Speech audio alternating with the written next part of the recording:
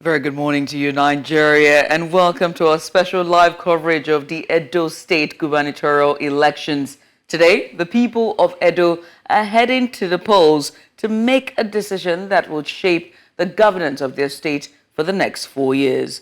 We're glad to be your host this morning, and we're about to take you through what promises to be a significant day in Edo's political history, with many eyes watching this closely contested race. Closely contested indeed. Now, this election has drawn a lot of attention with key political parties and candidates vying for the governorship. Now, we have a mix of experienced politicians and fresh faces, all offering their vision for the future for Edo State. The focus today is not just on the candidates, but on the voters and how they will influence the direction the state takes after today's election. So beyond the candidates, this election has its roots in some long-standing political rivalries that have shaped Edo's political landscape over the years. The outcome today could have significant implications, not just for the state, but for the broader political scene in the region. It's a moment of decision for the people of Edo. As voters head to the polls today, we're paying close attention to the dynamics at plaguing the region or influencing the role of youth and also first-time voters, very, very important this, as well as the various political legacies that continue to influence the state. Now, today, it's all about the democratic process and the voices of these people. And as always, here at News Central TV, we will be bringing you updates throughout the day from polling stations across the state, monitoring the turnout and also keeping an eye on any developments as they unfold. This election is not just about who wins. It's a reflection of the political maturity as well as engagement of the Edo people. So stay with us as we provide live reports, expert analysis, and coverage from all angles as Edo State takes this important step in the democratic journey. It's going to be a day of anticipation, as should be expected, and by the end, we'll have a clearer picture of what the future holds for Edo State. So for the people of Edo, as they are making history today, we will be right here to bring you every moment of it. Let's get started.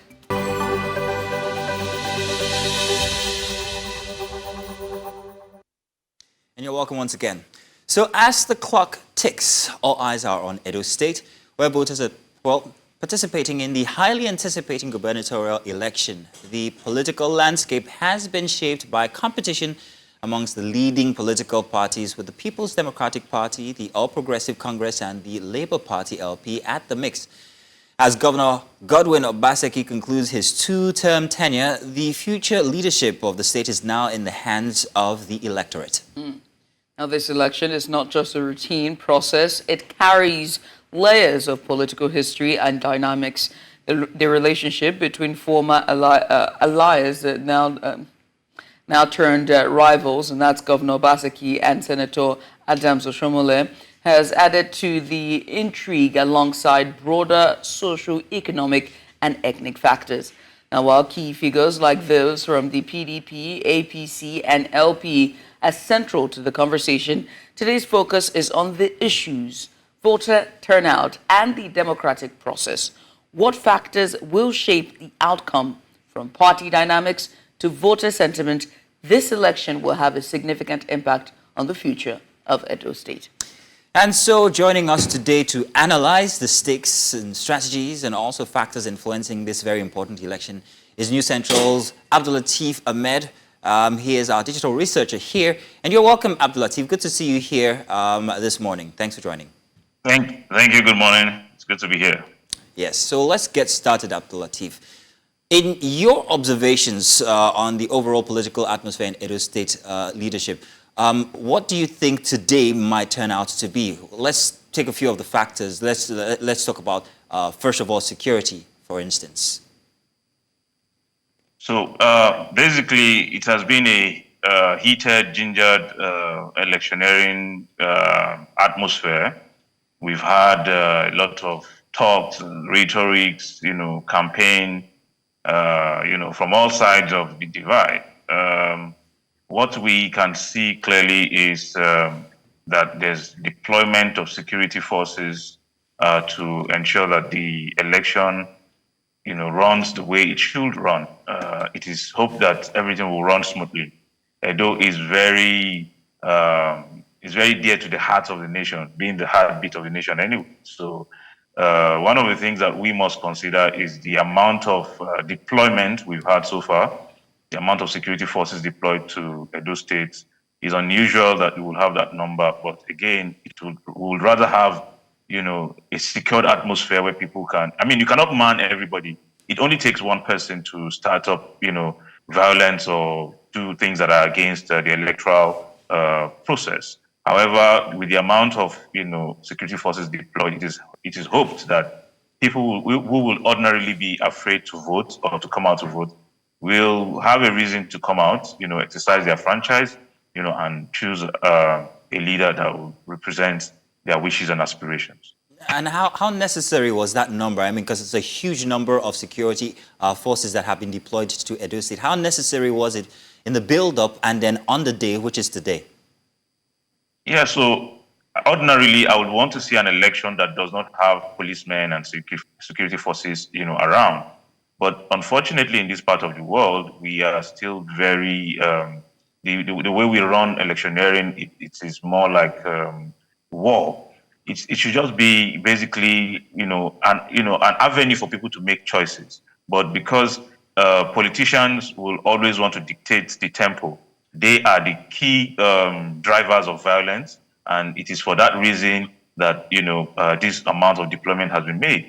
If you don't make this amount of deployment, and I would say that we are lucky, by the way, that the election is holding at this time because it's an off-cycle election in any way. If we had an election that was holding with other state election, we cannot deploy these amounts of policemen, in Edo State. So yes, we have this amount of deployment, but it also goes to tell you that we need to do better in our electoral process and our electoral enlightenment. Civic responsibility, to take care of all of these things so that people know that you don't need to force your way, you don't need to force your wishes or your aspiration, you don't need to make it, a do or die affair, so that people begin to get very much afraid. And you will have seen that in most of our elections, the amount of voter registration is impressive, really very high. But because of fear of intimidation, attacks, violence, and all of that, sometimes you see that the number that end up voting, that end up accredited, is far lower than the number that that registered. So that in itself is a disincentive, Right. to impact the electoral process negatively. Abdulateef, it makes one wonder what could be the factors that we see, what could be the factors behind the low turnout of voters. Is it late arrival of voting materials? Could it be, the process of verifying the voters before they go on to vote? Or could it just be violence as well? And also, whilst you're answering that question, I'd like for you to talk about the concerns of vote buying. The vote buying has been an issue with, elections in Nigeria. Do you think that the presence of security forces that has been deployed with this particular gubernatorial election will sort of curb vote buying for this time cycle? Yeah, so politicians have learned how to be more sophisticated in the way they expend or the way they process, in quotes, vote buying. One of the reasons why people do not turn out to vote, sometimes because of the rhetorics, heated rhetorics from all the sides. People will identify you and say, okay, you are the one who voted for this person, and therefore this will happen to you. So people sometimes are mindful, they are careful to say that while, the electoral umpire will promise that the election will be free and fair, the rhetorics coming from both sides may be a major disincentive, will make people to say, you know what, in principle, I support Mr. X or Mr. Y, but I cannot take my life because I do not have a replacement. Or some will say, I don't have a photocopy for my life. So they would rather say, I support you in prayers, I support you in spirit, I support you in wish, and hope, but I can't guarantee, supporting you with my thumbprint on the ballot. So they would rather stay away, as against being caught in between, some form of violence and all of that. So that is one. Two, sometimes it is due to the lack of preparedness of the of INEC. In this case, INEC does not have an excuse because it has enough time to process, to ensure that all all that it needs to get done ahead of the election is done. Therefore, it is expected that election should allow for everyone to come out en masse to vote. The presence of the security forces will ensure that those who had initial fears will be able to come out and vote. Sometimes the threat is not even during the election. Sometimes it is after the election. Some fear for their lives post-election and therefore would rather stay away from election. So all of these factors may be part of the reasons why some of these things happen. On electoral buying, the reasons why these things continue is because we don't see politicians penalized, for this criminal behavior. You don't stay the entire year not campaigning, not appearing on TV to explain your policies and your campaign, nuggets of your campaign, and then somehow you feel the best way to get the hearts and mind of people, especially in a country that has serious poverty issues, that you basically pay your way into electoral offices. So it's a very disturbing trend. But again, the presence of security forces cannot really stop it, because people just get their alerts, via transfers, and that could happen if party machineries are deployed for people to do such transfers. Sometimes it is not even monetary. Electoral vote buying sometimes it's just promissory and all of that. So Abdulateef, I'm going to jump on that. You say that vote buying can happen, and the security agencies might not even be able to stop it. Now, but then with the heavy presence of security forces in Edo State this morning, since yesterday, also noting that it's not just the police, but there's also presence of the military there as well. I don't know how comfortable individuals might be noting that there is the army there. In these kind of civil instances, you'd expect that just the police would be deployed, but to have the army also present, I don't know what that does to the atmosphere of Edo State. Where are they? Where might they? Where do you think? How do you think this might influence the turnout of voters?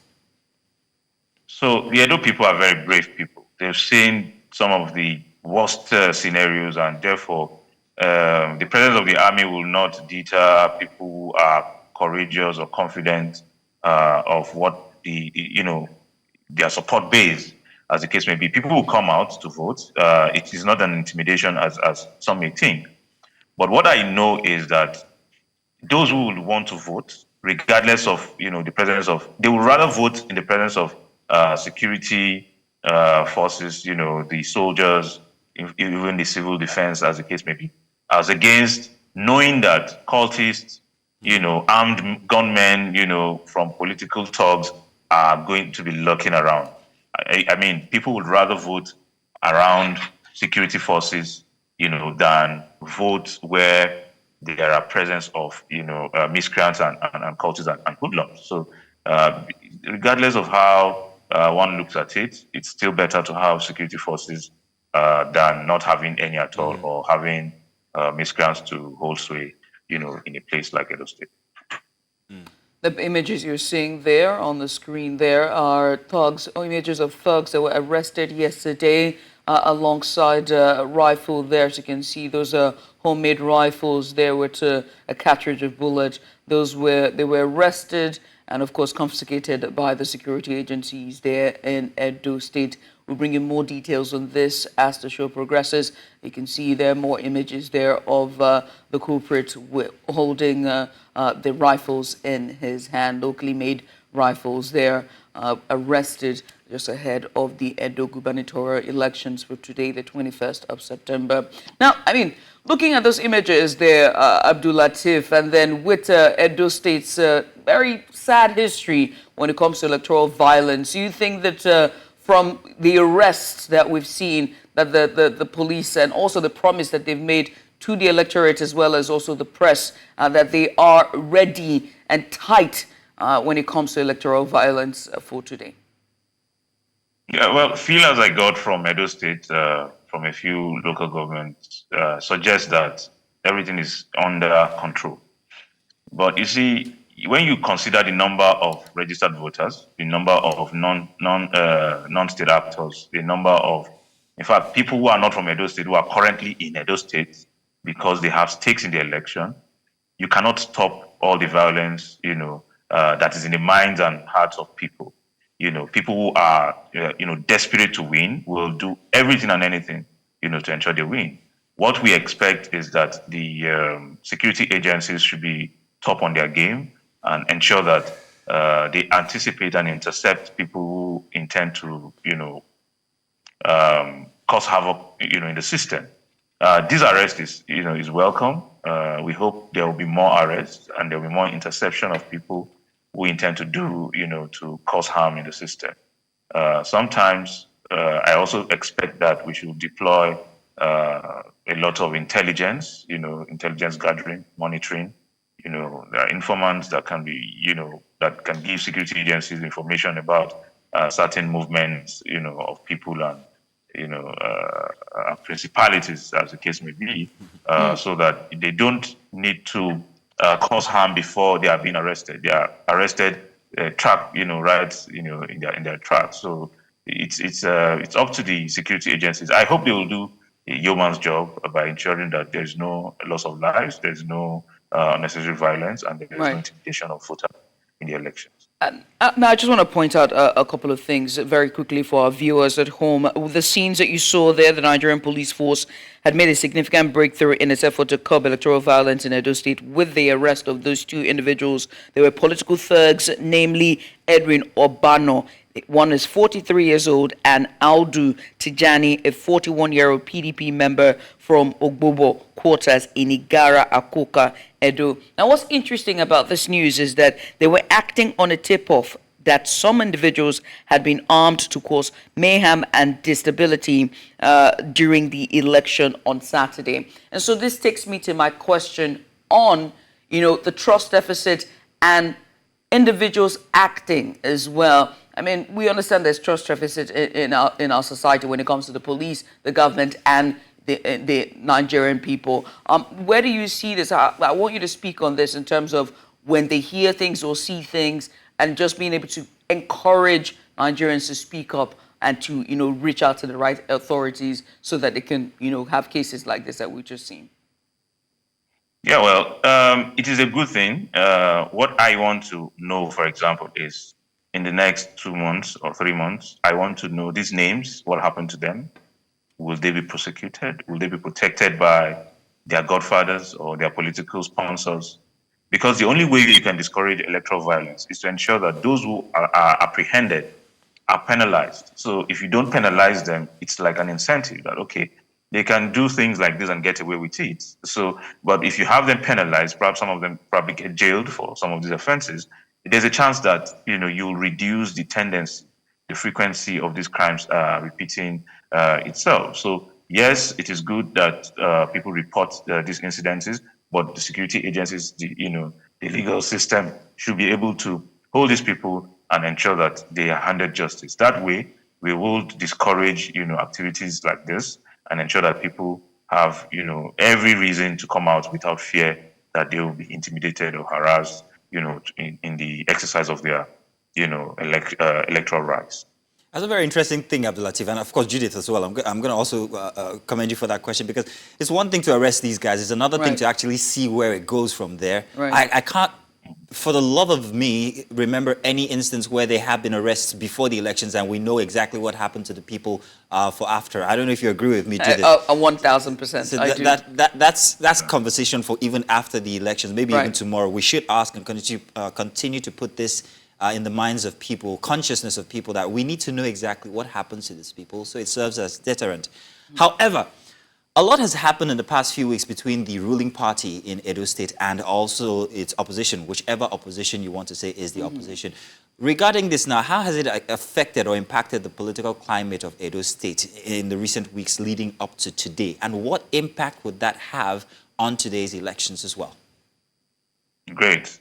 Normally in electoral processes, the achievements of the leaders should be enough, sufficient, reasons for people to vote such parties into power. Unfortunately for those in Edo State, from sampled opinions across those who are resident, those who have been there and returned, they've said that there is little or no governance in the state. And that means people who have seen poor performance of, the governor may return to the polling units to vote a different party. What party they vote, is up to them, their perception of the candidate's competences. But again, if you also consider that a governor has done well, you will not hear rhetorics like, if you do not vote for my party, the state will burn. You will not hear rhetorics like the election is a do or die affair. You will not hear, incendiary, and insightful statements that suggest that the stakes are beyond elections. Probably someone wants to cover his track or the track of his party, in the state. Again, you will not hear that an orderly of a deputy governor was shot, by, security forces that were probably promulgated by the state.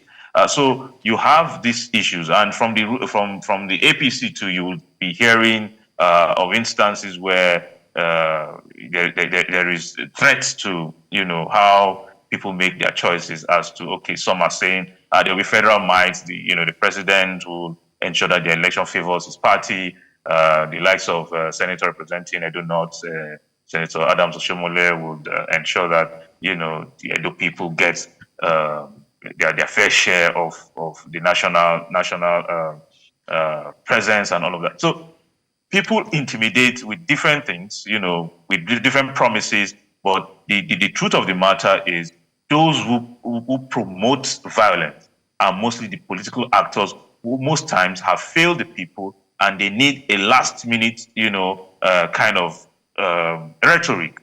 It could be empty rhetoric in any way to ensure that they remain relevant in the system.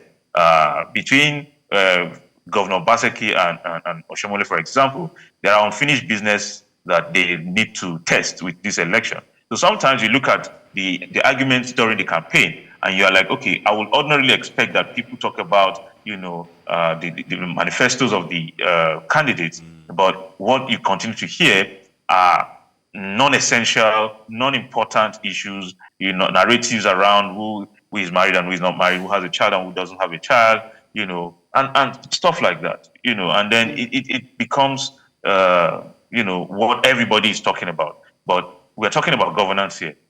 How much of the human development indices has improved between the last 4 years and now, between the last 8 years and now?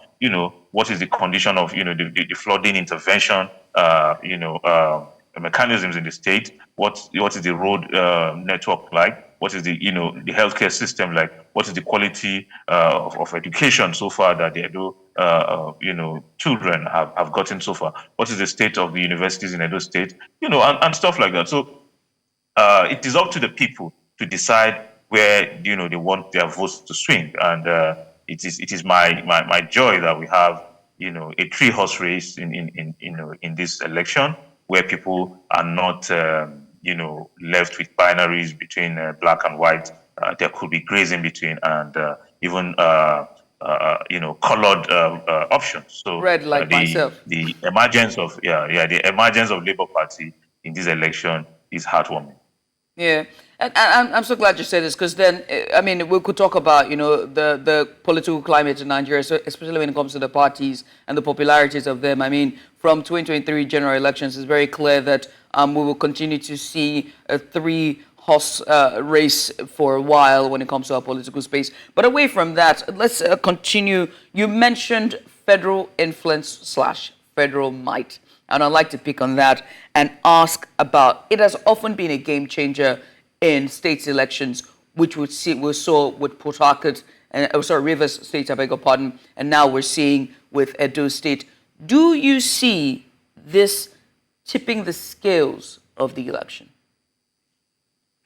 Well, the president so far hasn't shown any sign that he's partisan. He will always support his choice of candidate or his party. Don't forget that Edo State is that state where his political, his political experience, or will I say his political boundaries were stretched, from the Southwest, when he supported, Adams Oshiomhole during, after elections, before elections and after elections, where he was seen to be cheated during elections, and then it was contested in the courts, and then he won. In any case, federal might will not amount to much if those who hold the stakes in their various regions are able to put in all that they can to retain the seats of the state. Why I say this is that sometimes people use vague concepts and ideas to say that this is the reason why they may not win. But what I know very well, for example, is that the state PDP is in disarray. If you talk about the amount of altercations that's happened in the past few months, the disagreements between the governor and his deputy, the amount of political stakeholders in PDP that have switched parties, you would have realized that PDP has internal wranglings that may impact it seriously, and even at the national level. Except that when they had their closing campaign at Oredo North, it was interesting to see that Alhaji Atiku Abubakar was there, and all the major party stakeholders in PDP were also there.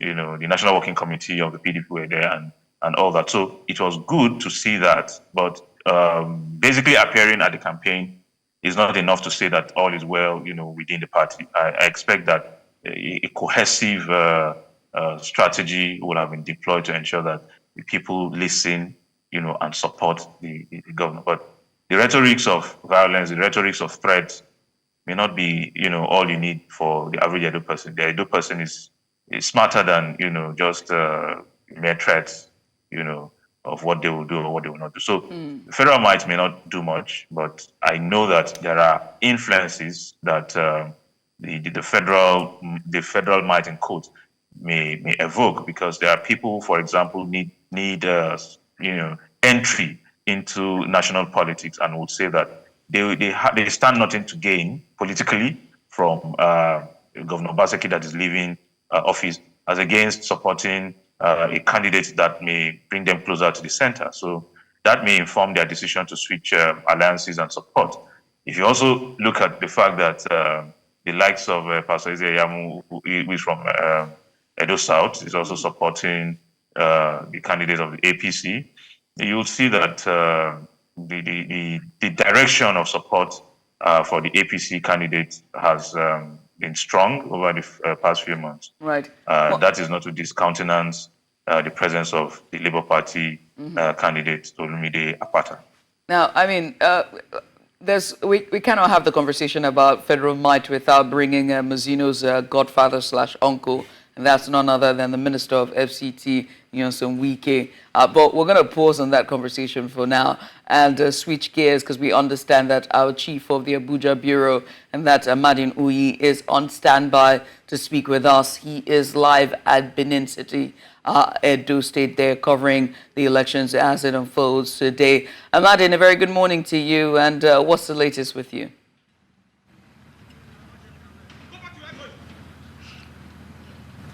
Okay, good morning. I'll just make a little point of correction.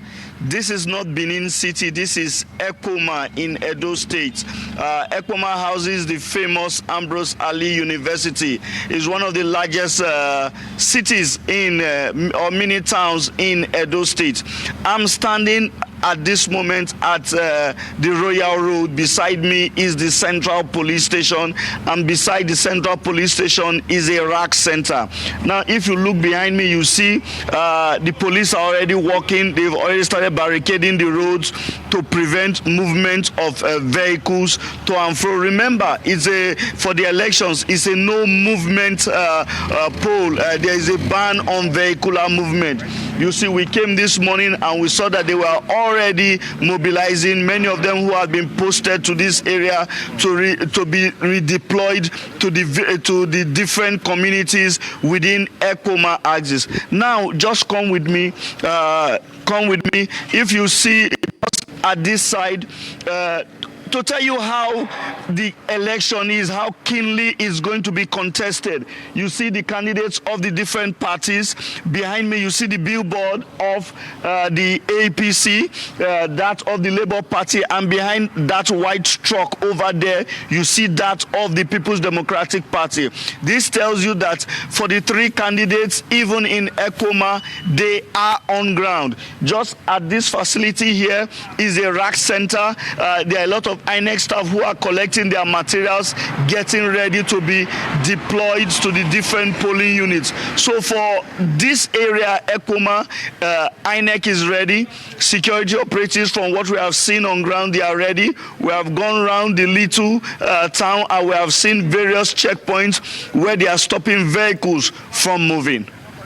Well, in stopping vehicles from moving, were there checks as well? I mean, because we understand yesterday there were 2 arrests so far. So were they checking cars or just being mindful of, proliferation of small arms or, homemade arms?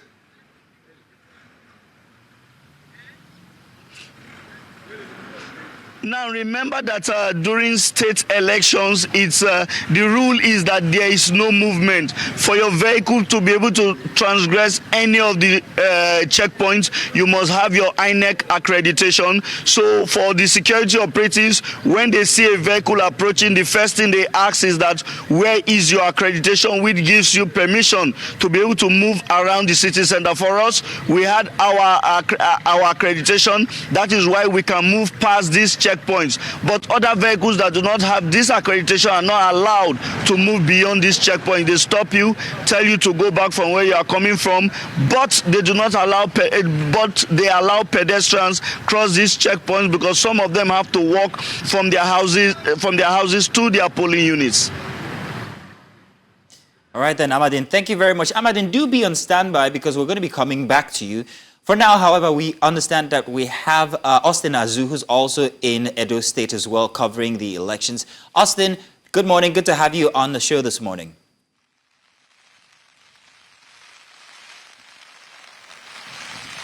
Yeah, good morning. Good morning. Okay, I see it's raining very heavily there. Thank you for being out there. Thank you for the good work. We just spoke with Ahmadin, who told us about the situation in Ekpoma, where he is. So if you please do us a favor, telling us exactly where your location is and what the atmosphere is like, especially with the voters. Are they beginning to turn out? What are they envisaging will happen today?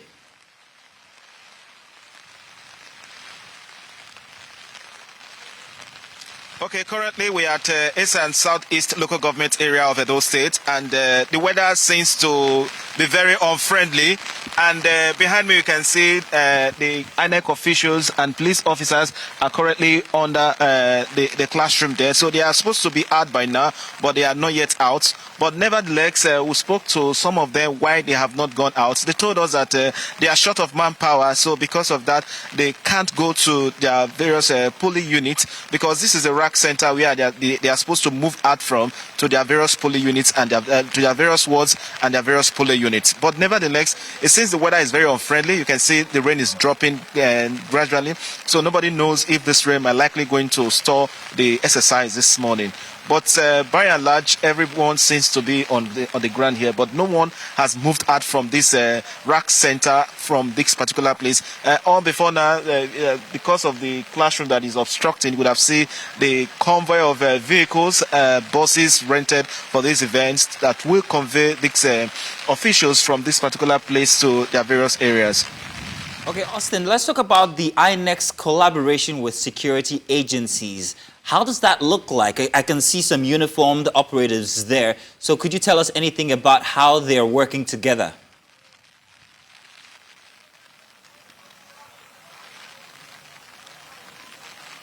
Yes, there seems to be a symbiotic relationship between the INEC officials and the security agencies. But one could actually confirm that the police have been trained for this exercise. So they are working in hand and alongside other security agencies here. But because of the rain, you might not be able to see other security agencies apart from the police that you can see on uniform. We have other security agencies like the DSS, like the other agencies. But obviously, we can't see them now because of the outpour of rain now. Well, from what we can see from here now, we still have a lot of persons at this rack center. But with what we can verify from here now is that most of them are yet to get some of their logistics, because from the clips we sent earlier on, you can see one of the ad hoc staff, smiling out of the room that yes, have been sorted out already. So it means that they are still waiting for other materials for them to move from this rack center, which is the local government headquarters, down to their various wards and their polling units. So could there be a delay with the material distribution? Is it due to the rain or logistical glitches?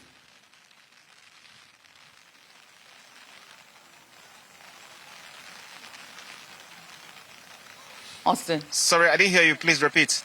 I was asking about the distribution of the electoral materials. Is it because of the rain that's causing the delay, or is it logistical hitches?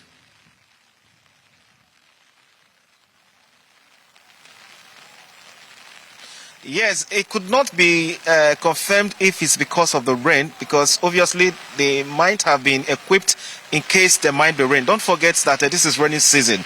But from what some of them told us off camera, they said that they are short of manpower, like someone who said that he will be crossing the river Niger down to the island. Obviously, the person is complaining that he needs more power. That issue was discussed yesterday with the EO, and they were promised that more personnel will be sent across to them so that they'll be able to move from this particular area down to where they are supposed to conduct the election. But from what some of them said, that they said that most of those people that would join there are on their way from Edo State, and it's almost 8 o'clock this morning, and none of them has arrived here. So obviously, elections. Yes, the election ought to have started exactly 8 o'clock, and it goes simultaneously with accreditation. So these other people that they are hoping to join there, if they don't come before 12 or maybe as time might permit, obviously that would definitely slow down the process of the exercise. Austin, it makes me wonder exactly how other local governments, especially the ones that are outside of urban areas like perhaps where you are faring. Have you gotten any word from the riverine locations, the riverine voting spots that might also be experiencing this kind of an issue?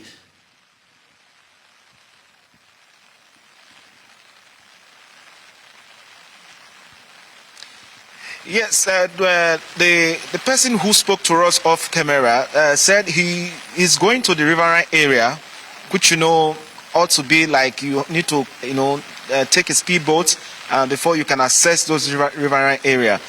From what we were told on before now, that materials have been sent across to those far distance areas, knowing fully well that election also have started the same time across the 18 local government areas and across the 192 wards.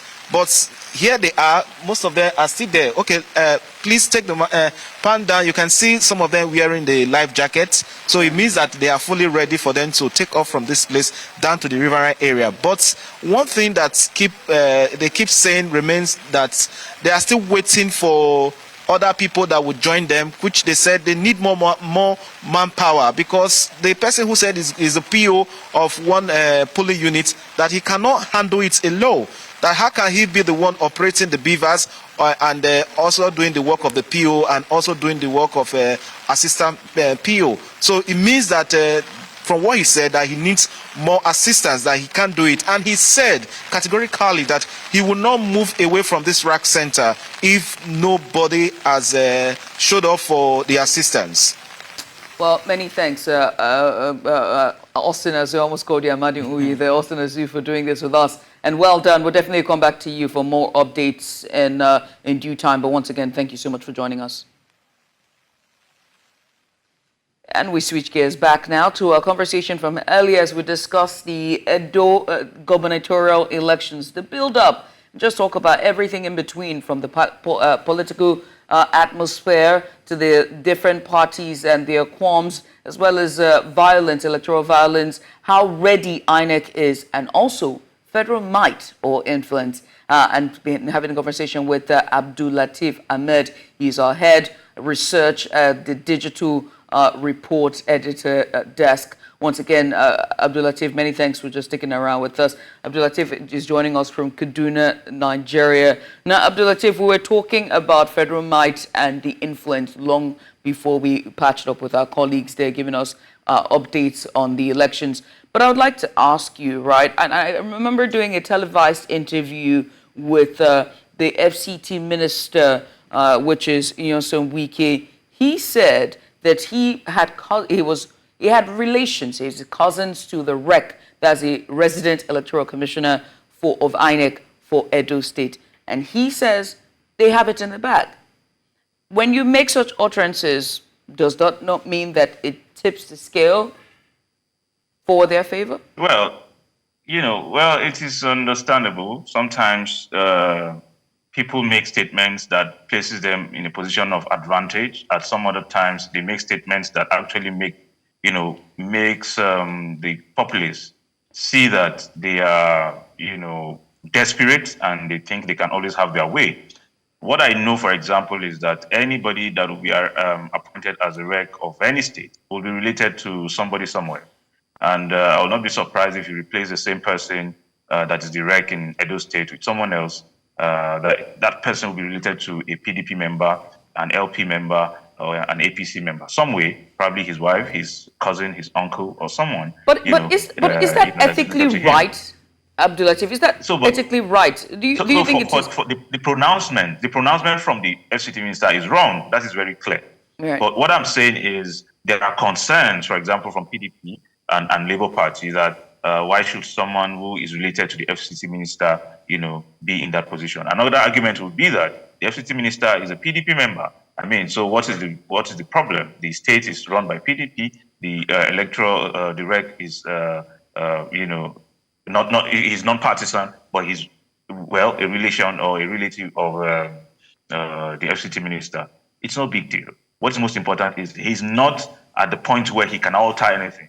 The polling, at every polling unit, all the party agents will be there, and they can report in real time whatever it is that is happening. So if someone were to say that, because this person is affiliated with this person, as long as he does not belong to any party, I don't have a problem with that. But the statement from the minister is something else. It's unexpected. Yeah, which takes me to my next question about hiring, especially for positions such as these, right? These are supposed to be the custodians and, of course, the figure or some sort of subhead of the Electoral College itself. So shouldn't there be more vetting of these persons who are taking these positions? Should they not have any sort of relation? I mean, if we're running a competition here at News Center TV, none of my relations should be able to compete in that competition, right? Because they are, by extension, unfairly advantaged. So in hiring this type of positions, should there not be more background checks to make sure this kind of hires don't happen?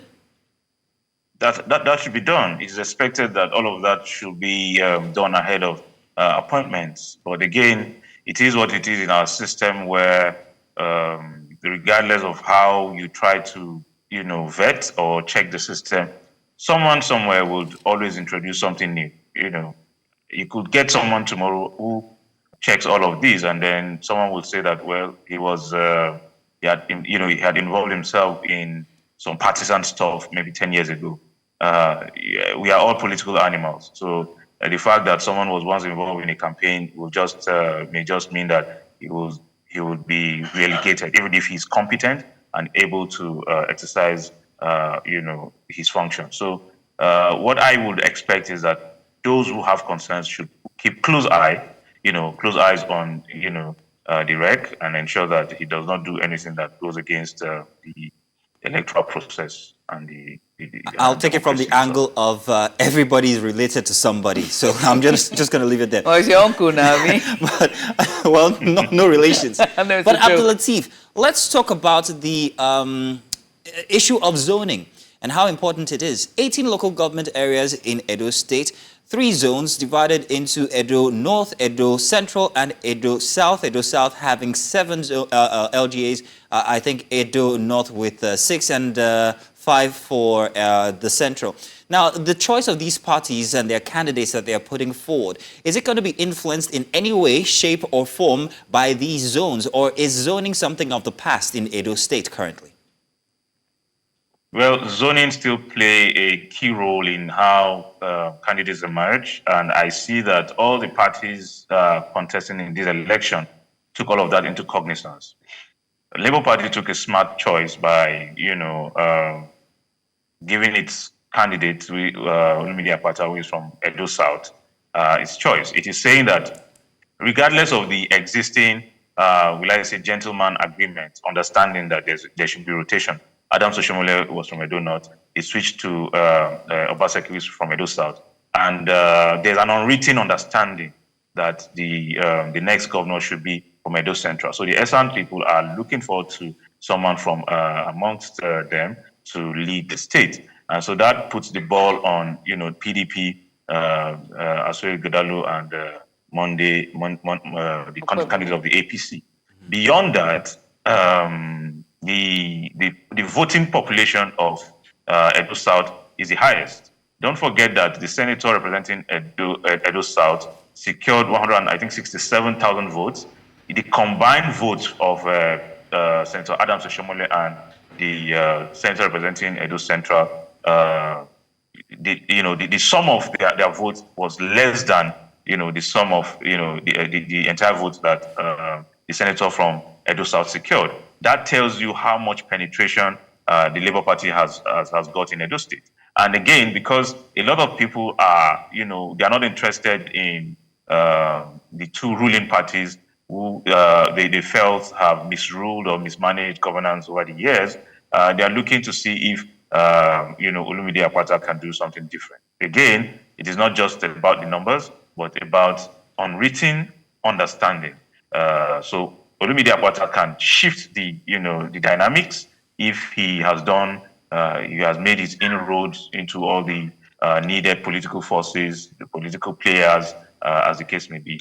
Then the next thing is, the influences that the godfathers in quote will have. Now that Philly Shuaibu and the governor are estranged, over some months, and Philly Shuaibu is is now in APC. It looks like Edo North is locked down for the ruling party. For APC. The governor's incumbent power also has a way to influence who becomes governor, because the governor has not slept. He has been, everywhere with the candidate, Asue Godalo, going on campaign, everywhere that it matters and all of that. So all of these will, work in favor or against candidates, regardless of where they are coming from. So smart choice from LP, also a measured choice from PDP and APC. Who becomes the governor next will depend on how people perceive these 3 candidates. It's always very interesting when you hear an election nerd speak. You make it, your commentary almost sounds like a football commentation. I'm sorry, she just called you a nerd, but it's okay. No, Abdulateef, we are nerds now. We know ourselves now. We know where we meet. But Abdulateef, I think it's best for us to set the stage, for Edo, and try to talk about the broader implication of this election at the geopolitical region that is South-South. What is the role of Edo State when it comes to the South-South region of Nigeria? And also, the part B of this question is, this election, what is the broader implication? If the turnout comes out, what will be the broader implication for the South-South region of Nigeria? This election means a lot to all the parties. For APC, it would mean that its influence, its its campaigns, its rhetorics have been heard and listened to and accepted by the people in Edo State. Someone was campaigning and he said, suffer, never tire you. You will assume that the ruling party at the center, considering, the economic policies, how much poverty is in the land, how much pain and complaint is in the land, it will not be able to even secure 10 votes in any election. But again, it won in Imo State. Don't forget that in Imo State you have, I think, 3 of the senators, either 3 or 2 of the senators in Imo State are members of the APC, and then you have the State House of Assembly are mostly APC members. The state has been APC in the past few years, so it won the election. And some people still say, no, it's not possible. But what is the geographical spread and the strength of each of these political parties? In Edo State, it is the same. A state that is PDP run, but its deputy governor is in APC, and 2 of its senators are in APC, shows that APC has a lot of influence in that state. So if APC wins, it's understandable because it has a lot of influence, and it means that people have listened to its rhetoric and its campaigns as against the realities they are facing. Hunger enough, it should be enough for people to vote against a party. But if they don't see how that hunger can be solved by another party, then it may not be the consideration for their choices in electioneering.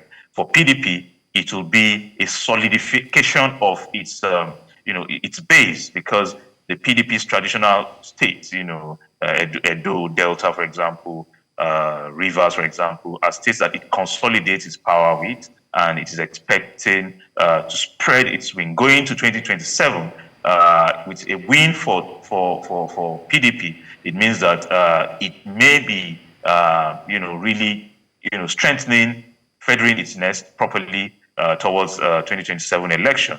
That election is very, very strategic, very, very important to all the parties. So winning this election will mean a lot for PDP. It will also ensure that some of the disgruntled members in the state who have jumped ship, may begin to consider a return to the party. Don't forget that most political players in the system don't care what wrapper they put on in the morning or at night. Sometimes in the morning they wake up in APC, and at night they are, in bed with PDP, or later in the day they switch to Labour Party, and the cycle goes on. So some of them just go on sampling what party works for them, depending on their political desires. For Labour Party, a win, in Edo State will be a resounding, verdict on, the ruling party in Nigeria, because people have continued to say that there is practically no difference between the APC and the PDP, 6 and half a dozen, as some would say. So if you have the Labour Party winning in that state,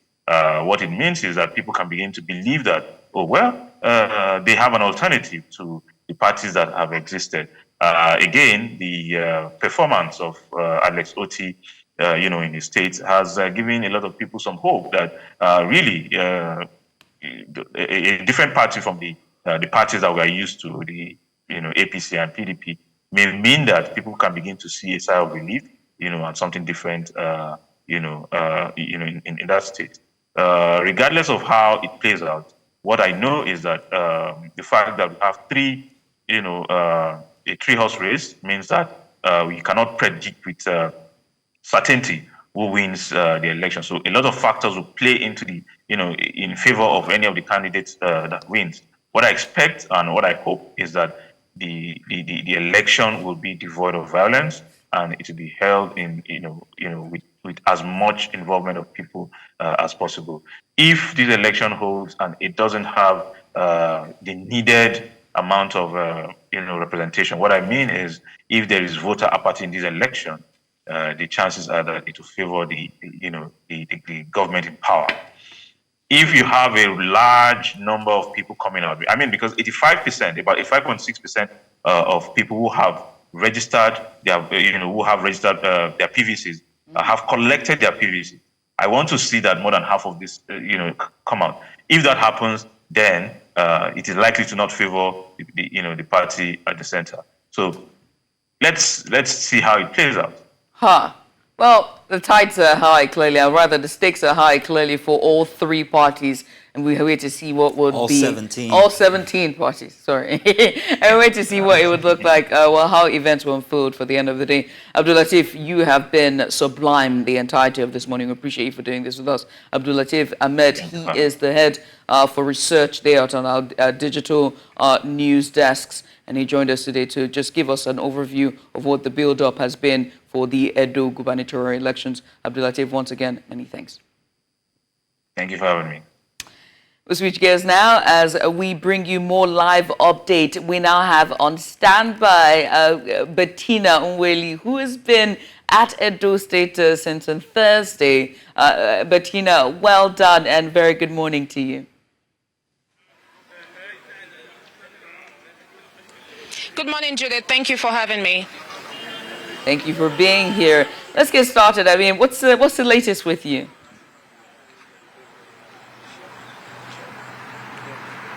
All right, so this morning we've been to a couple of polling units in Benin City.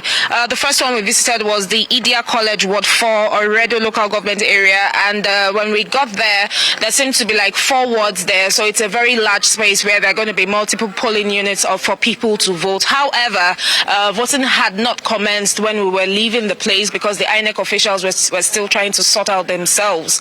But currently, we are at Imokwai Primary School where the governor of Edo State, Godwin Obaseki, is set to vote in this particular polling unit. However, the INEC officials are yet to arrive. If you look around me, you can see a couple of voters who have arrived the scene waiting to cast their vote. But up till now, we are still expecting the INEC officials to arrive with materials so that voting can finally take place. Bettina, has any reason been given for why the officials are not yet there? We had Ahmadine earlier and also Austin.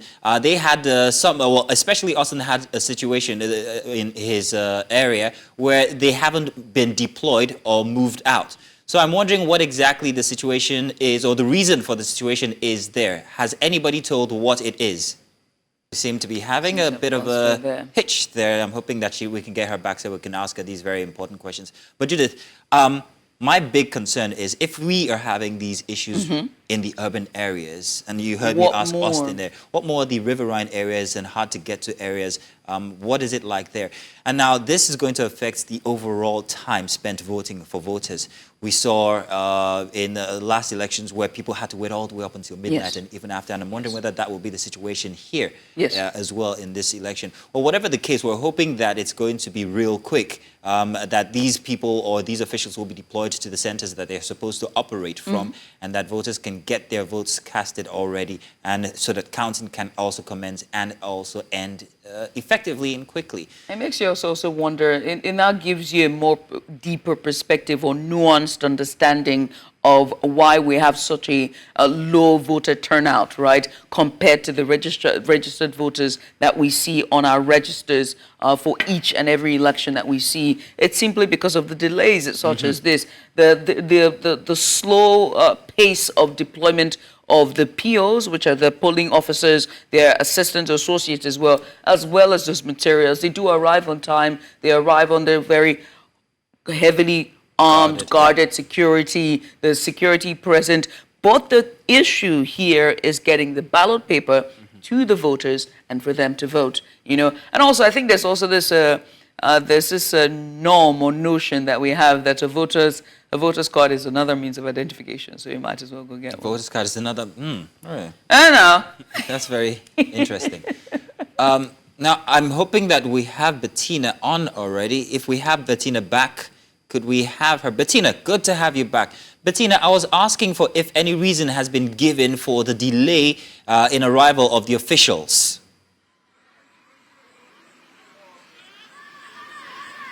Well, no reasons have been given, and it seems quite surprising because materials were moved from the CBN office to the respective local government areas on Thursday. So I would say that INEC has had enough time to prepare to make sure that they can mobilize their staff to the different polling units in the state. But if up until now they haven't come, then I must express my worry. I'm a bit worried about the situation of things and what actually is happening with the election. What about security at your unit there? What is security like? What is the collaboration like between INEC and the security agencies?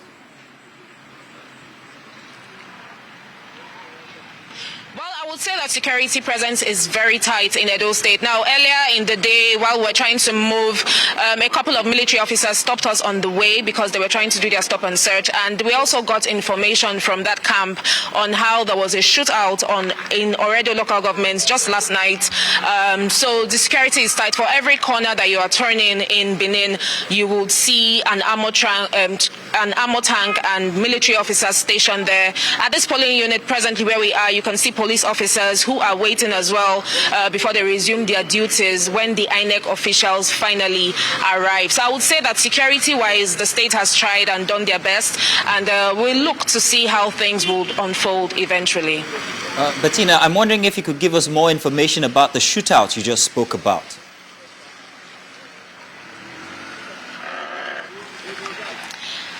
Have so much information, but I do know that two political thugs were apprehended last night, and there was a bit of shootout where the military had to step in Benin City around Oredo local government area. All right, Bettina. Well, thank you very much, Bettina. I believe we'll be coming back to you in the course of this program as we cover the Edo elections. Thank you very much. Now, during our conversation the past hour, I was wondering, I wanted to also get your thought on this, regarding the presence of military and the police, which voters would prefer, or even normal, regular individuals, normal everyday life. But tell you what, let's go on a quick, short break, and when we get back, maybe Judith will have the opportunity to tell us what she thinks about that. And also, we'll be bringing you more reports from our reporters that are all around Edo to cover the elections. We'll be back.